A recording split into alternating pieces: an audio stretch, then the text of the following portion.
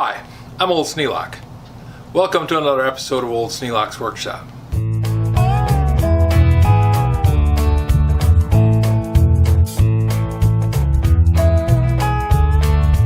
When I went to the restore, I realized that I was going to spend my whole budget that day.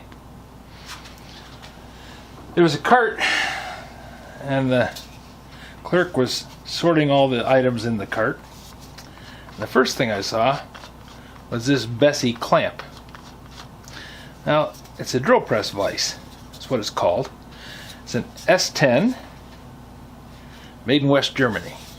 So it's a fairly old device, because West Germany's been gone for quite a while. The idea behind it is you can take these screws out, pull these rods out of here, and then this becomes a device that you can clamp irregular shaped objects. With the rods in there, the jaws stay parallel. When you take the rods out, the jaws no longer stay parallel, and you can tweak them around a bit. Yeah, well worth the fiddling with. The next one I picked up was this drill press vise. Now, the camera died on me in the middle of it while I was doing the checkout on the thing. It was pretty stiff, but now I put some 50-50 on it, and it's working quite well.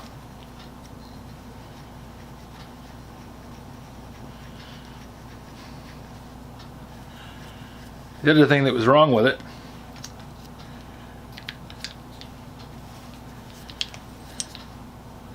this screw goes through this casting and captures this threaded rod.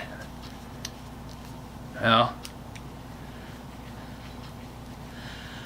the screw had been taken out. This had been slipped out of there and left disconnected. So the screw was actually in front of the bolt, the threaded rod. So the jaw was just kind of sliding back and forth on it. So I loosened that up, slipped the shaft back in where it belonged, tightened the screw in it, working just fine. Not bad for a couple bucks. Now this isn't the only drill press vise I have. I had several before that, but they're really quite handy. You can do a lot of things with them. And here's this one. This is a Harbor Freight style. I mean, it's nothing fancy, but it works. A little oil, a little song, a little dance, a little 50-50 down the pants. And there we go.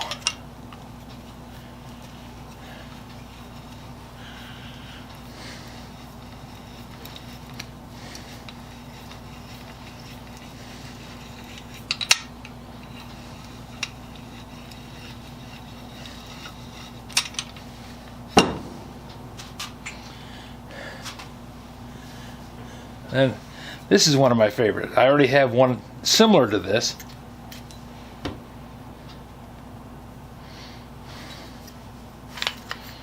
This one is kind of a universal clamp. You can tip it, tilt it, whirl it around, mount it to the side, do all kinds of things with it.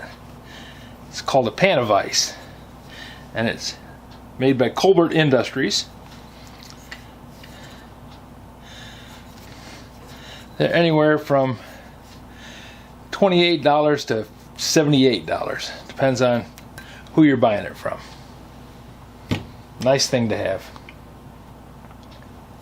And the last of the vices is this Mohawk Shelburne. Can't read the decal, but it's a U. S-H-E-L-B-U-R-N-E.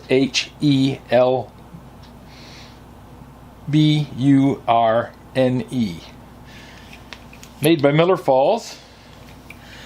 They started making these under the name Miller Falls and Shelburne. And they started making these under the name of Miller Falls, and then in 1930 they started a second line of tools called the Mohawk tools. And they were a second line that they could sell a little less expensively. But they used the same patterns as the Miller Falls vise of the same name. So this is a very nice little vise. 2.5-inch jaws.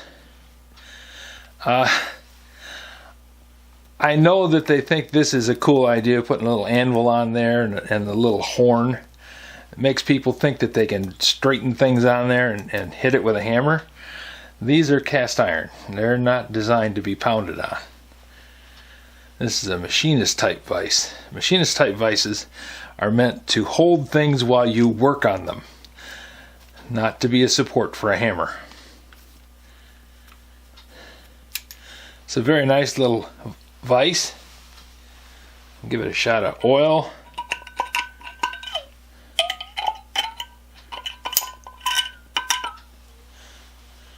A little 50-50.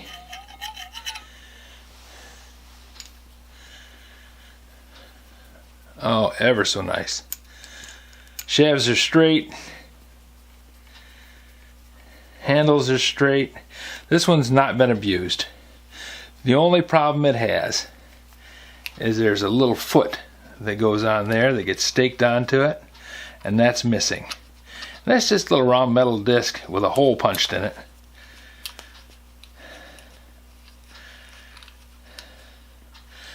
That spreads the load out so you don't punch holes into whatever table you're clamping this to.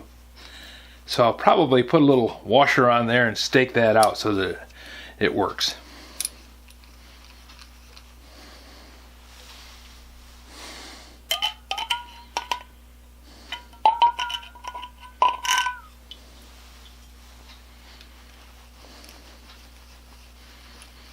Beautiful.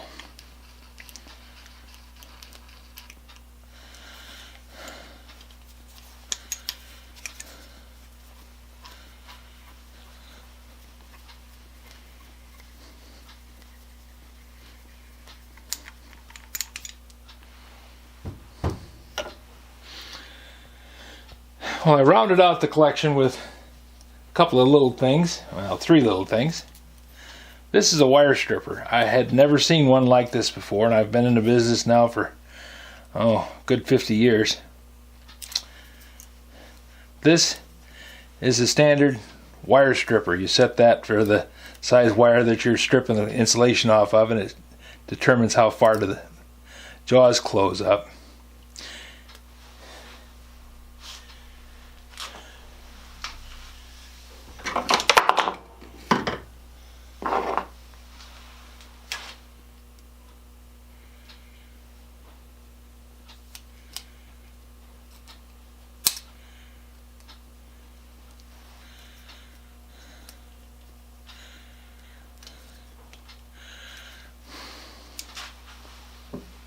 Then this looks to be for stripping either Romex or rubber covered cord. Let's give it a try. Put the rubber covered cord in there. Push down with your thumb and slice through the cord. I think you want to set the depth on that, so you can adjust the depth of cut by loosening that screw.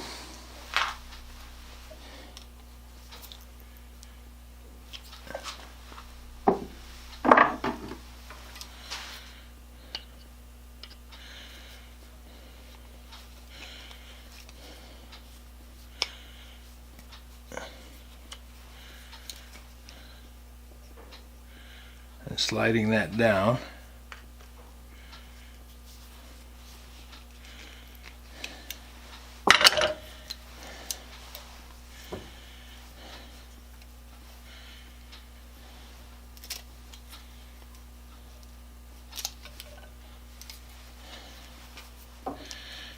Now we'll slide the wire in there.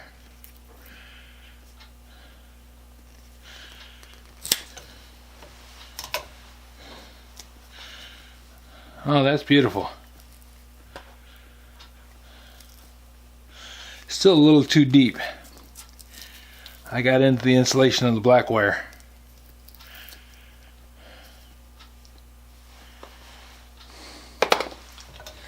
Gonna take some adjustment, I think.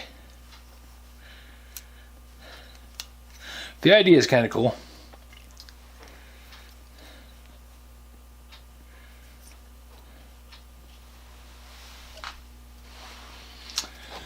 Then this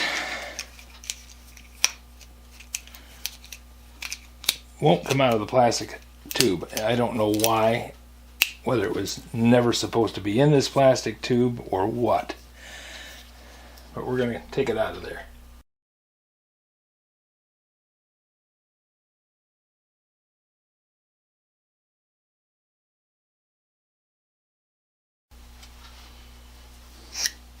There we go.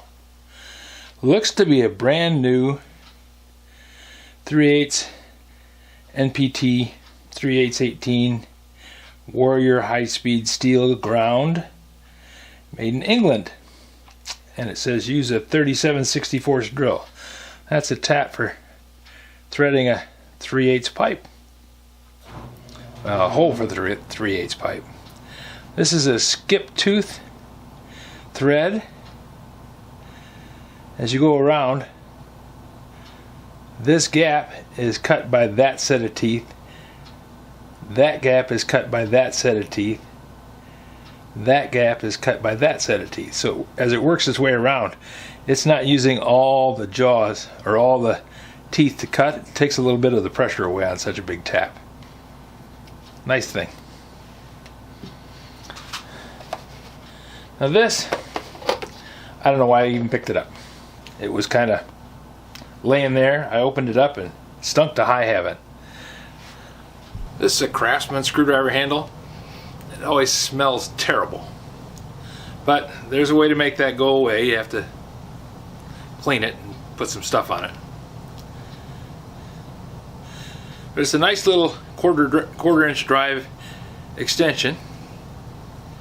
Came with a 5/16 socket. I don't know why. Luck of the draw. But I thought the kit was worth the money because it's got these nice drivers in it, larger Robertson tips, and some Torx screws and a heavy-duty Phillips. So I thought it was well worth it. And it's got these more hex keys and Torx bits, and those are the kind of things that you use once in a while, but when you don't have them, you really need them. So it's always nice to get them for $3. Came with a case. That was worth the time spent looking, and now I have more vices than what I need. So I'm going to be getting rid of this one. I don't use one clamp to a table very often. I have big vices all over the place, and I have another vise like this. This is kind of a collector's item, so I'm not going to do much to it other than fix the little foot that's missing. And then we'll see what it does on eBay.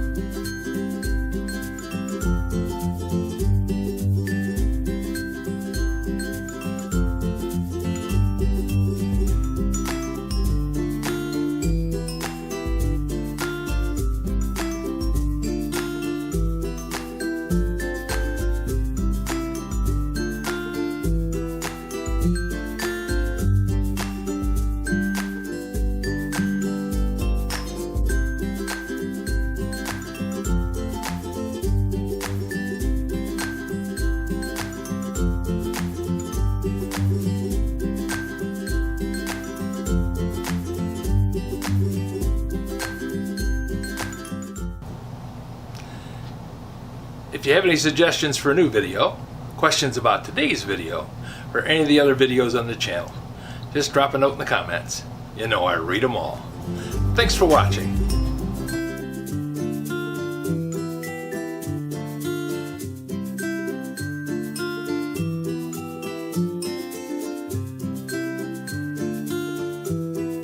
This video is not to be viewed by anyone under the age of 13 in the U.S. or 16 in the European Union, without the express written permission of the parents or legal guardians of the underage person. Such written permission must be on file at the local government entity in charge of enforcing the rules and regulations established by the FTC. Anyone violating these terms is admitting by default that they hold harmless the owners and operators of this channel. Any and all questions should be addressed to your local branch of the FTC.